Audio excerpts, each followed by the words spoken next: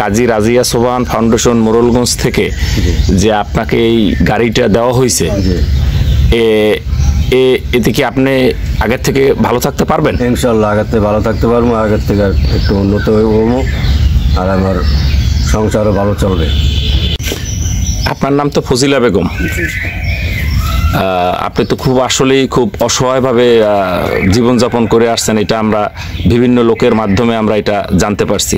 এখন আপনার পরিবারকে আমরা নতুন একটা ভ্যান গাড়ি আমরা যে এই যে প্রদান করলাম, এতে আপনি কি খুশি হয়েছেন? হ্যাঁ, আমি খুশি হয়েছি।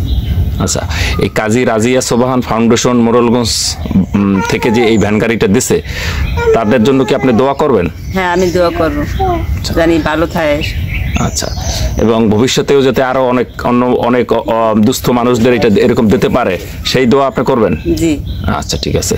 আর আমরাও কাজী রাজিয়া সোবহান ফাউন্ডেশন থেকে আপনাদের জন্য দোয়া করি, আগে যেভাবে ছিলেন তার থেকে এখন আপনারা অনেক ভালো থাকতে পারবেন, এই প্রত্যাশা আমাদের রইল।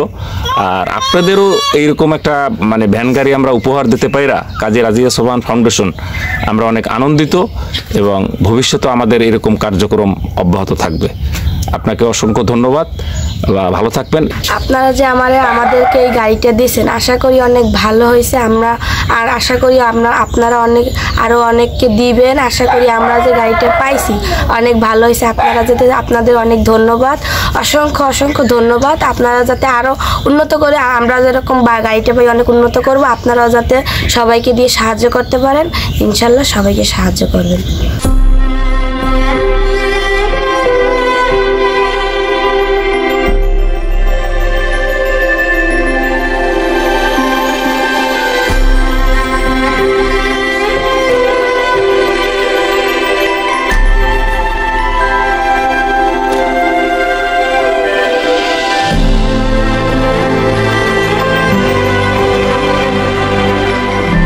ধন্যবাদ। আসলে আমি আপনাকে প্রথমে ধন্যবাদ দিব এই জন্য আবারও, যে আপনি যে ফ্যামিলির কথাটা বললেন, যে শাহ আলম, ওনার ওয়াইফ হচ্ছে ফজিলা বেগম, উনি আমার এলাকারই, এই হিসেবে আমি ওনাকে আমার ছোটোকাল থেকেই চেনা।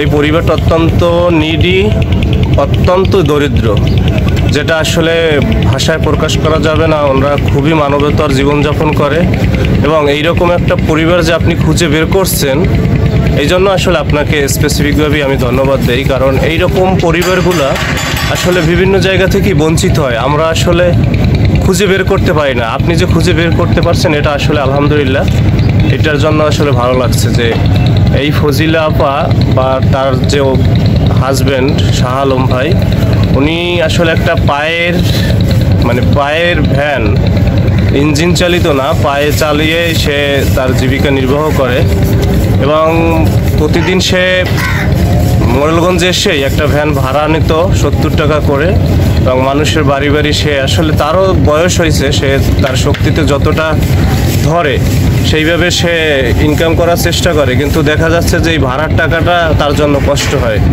তার পরিবার চালাইতে সে আসলে অনেক কষ্ট পায়।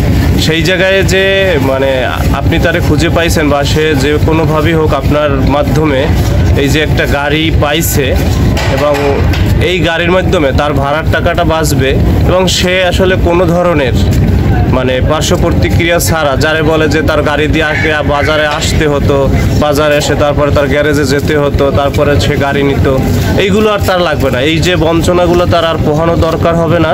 এখন সে চাইলেই বাড়ি থেকেই গাড়ি নিয়ে বের হবে, আসার পথেও সে দেখা যাচ্ছে 2টা যাত্রী নিয়ে আসতে পারবে, বাজারে সে গাড়ি চালাইয়া তারপরে আবার বাড়িতেও সে গাড়ি নিয়ে যেতে পারবে। এটা তার জন্য আসলে আমি আপনার ভাষায় বুঝাতে পারবো না যে এটা তার জন্য কতটা কল্যাণকর এবং মঙ্গলজনক হবে। আমি আশা করি আল্লাহর রহমতে সেটা নিয়ে ভালো থাকবেন। আসলে আপনাদের মন থেকে দোয়া করি আপনারা যেন এইভাবে আরও অসহায় মানুষের পাশে এই রাজিয়া ফাউন্ডেশন দাঁড়াইতে পারেন। আল্লাহ যেন আপনাদের তাই সেরকমের তৌফিক দান করুন।